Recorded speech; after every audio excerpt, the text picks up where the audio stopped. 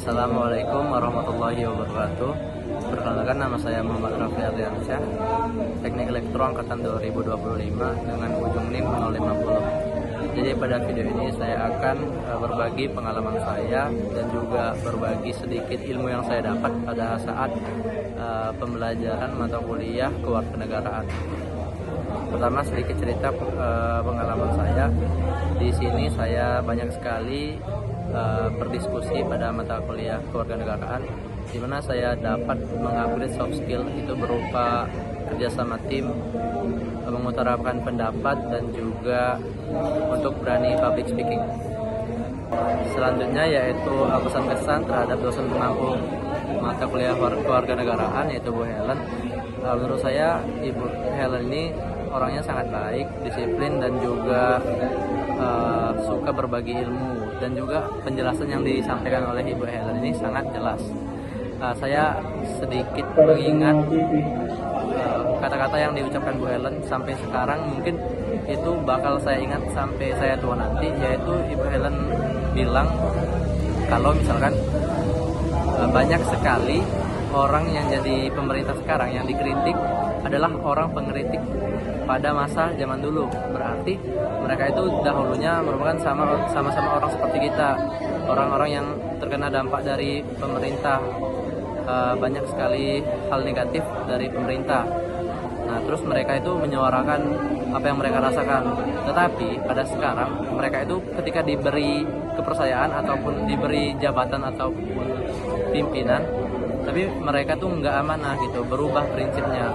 Nah, jadi kata Bu Helen tuh, kita itu sebagai mahasiswa itu jangan begitu.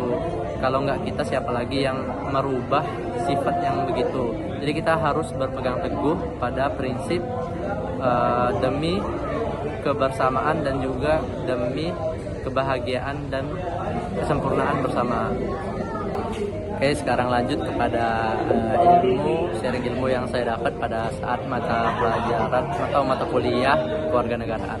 Pada pertemuan pertama, kami itu membahas tentang Konstitusi Indonesia. Nah, konstitusi ini merupakan dasar hukum yang tertinggi dalam suatu negara. Kalau di Indonesia itu konstitusi yang digunakan yaitu Undang-Undang Dasar Negara Republik Indonesia tahun 1945. Nah, konstitusi ini memiliki peran penting karena menjadi pedoman dalam menjalankan pemerintahan serta mengatur hubungan antara negara dan warga negara.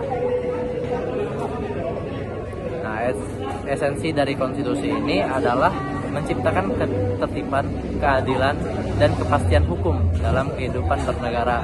Tanpa berkonstitusi, negara itu akan berjalan tanpa arah ataupun lontang-lantung.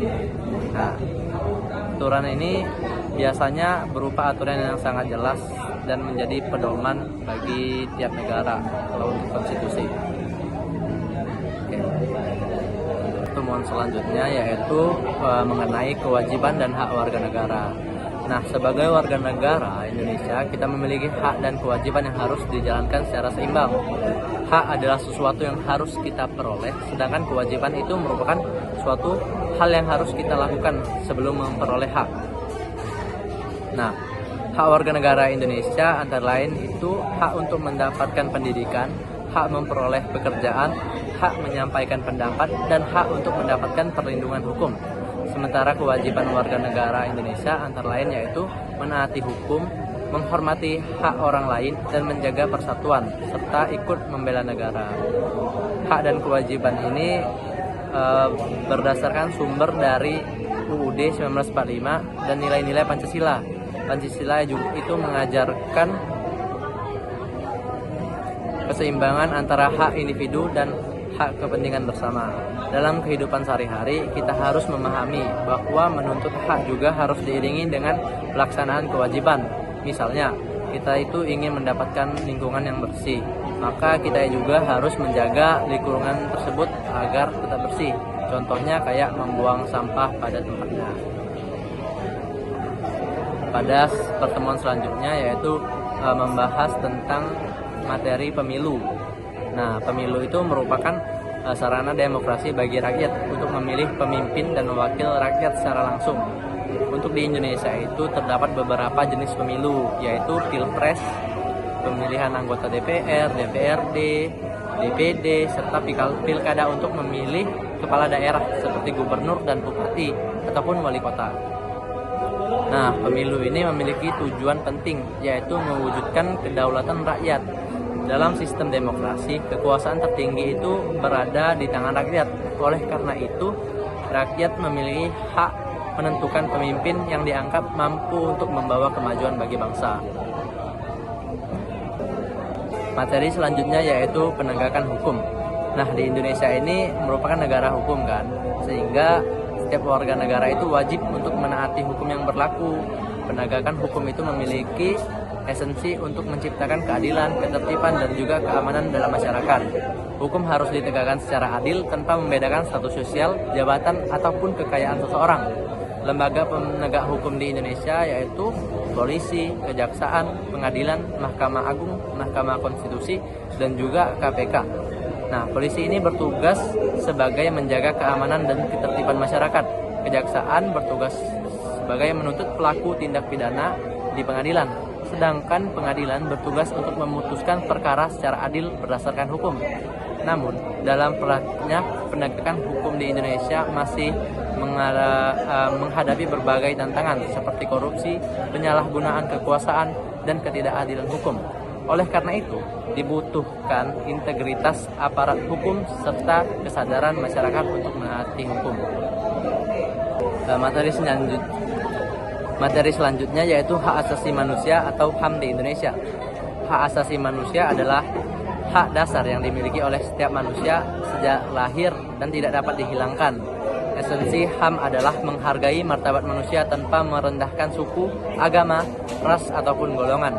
Di Indonesia, perlindungan HAM dijamin oleh UUD 1945. Sejarah HAM di dunia dimulai dari berbagai perjuangan melawan penindasan seperti Magna Carta di Inggris, Deklarasi Kemerdekaan Amerika, hingga Deklarasi Universal HAM oleh PBB pada tahun 1948. Di Indonesia masih terdapat kasus pelanggaran HAM, baik yang terjadi pada masa lalu maupun masa sekarang. Contohnya yaitu pelanggaran HAM berat seperti tragedi Trisakti dan Semanggi. Tantangan penegakan HAM di Indonesia adalah memastikan bahwa keadilan bagi korban serta mencegah terjadinya pelanggaran HAM di masa yang akan datang. Sebagai masyarakat, kita harus menghormati hak orang lain dan tidak melakukan tindakan diskriminasi maupun kekerasan. Selanjutnya saya akan memberikan beberapa contoh perwujudan dari cinta tanah air. Sikap-sikap hal kecil yang kita lakukan, di mana hal kecil itu berdampak besar bagi negara kita ataupun bagi sesama warga negara Indonesia. Salah satu perwujudan dari cinta negara adalah dengan menjaga kebersihan lingkungan.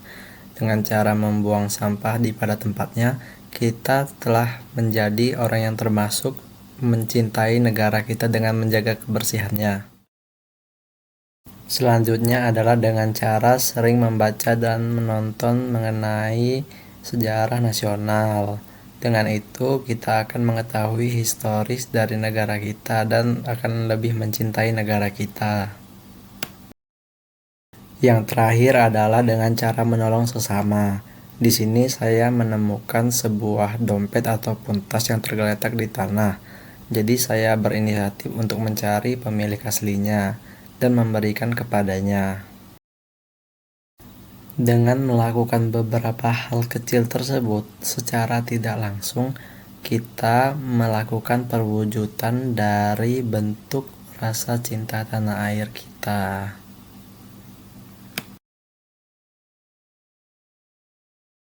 Mungkin sekian yang mungkin saya dapat sampaikan, lebih dan kurang saya mohon maaf. Terima kasih bagi yang udah nonton sampai akhir dan bye-bye. Terima kasih ya.